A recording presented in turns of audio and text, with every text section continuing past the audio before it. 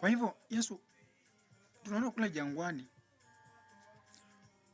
wakati Musa alipokuwa jangwani na wana wa Israeli, aliweza kuwalisha wana wa Israeli kwa mana, walikula mana.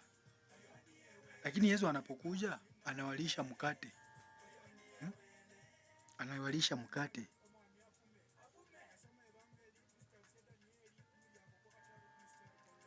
Kwa hivyo mkate, anawalisha mkate. Wakati Musa alikuwa jangwani aliwalisha mana. Yesu anapokuja analisha watu kwa mkate na wanakula wanashiba. Wakati wa Musa walikula mana wakashiba. Lakini tukasema mkate ukiwa mmoja mtu hawezi ukashibisha watu wote. Mkate ukiwa mzima ni wa mtu mmoja. Lakini unapovunjwa unakuwa chakula cha mataifa.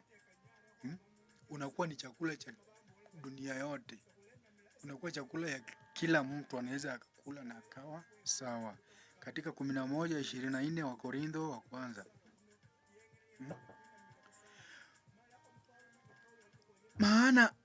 Maana Mungu anakuvunja maana nyingine tena.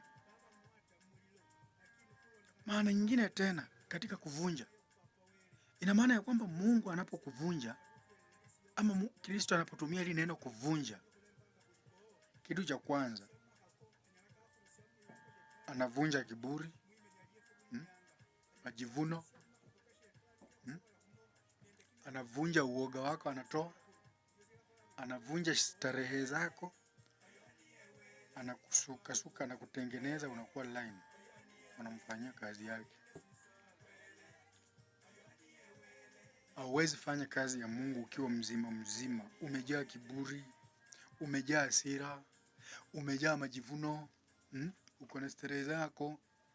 Mungu hawezi, lazima atakuvunja,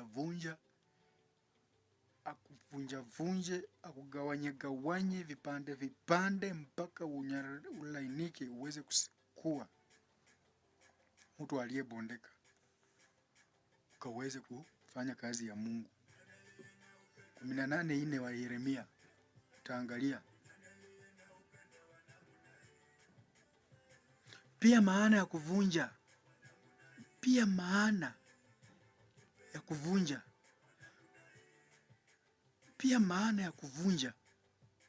Naenda polepole kwa sababu nataka upate vizuri. Sitaki kuenda mbio sana. Pia maana nyingine ya kuvunja ili maana na kwamba ilikuwa ina maana msalaba ama kule kufa kwa Yesu. Kule kufa kwa Yesu. Yesu mwenyewe alivunjwa ama aliupigwa.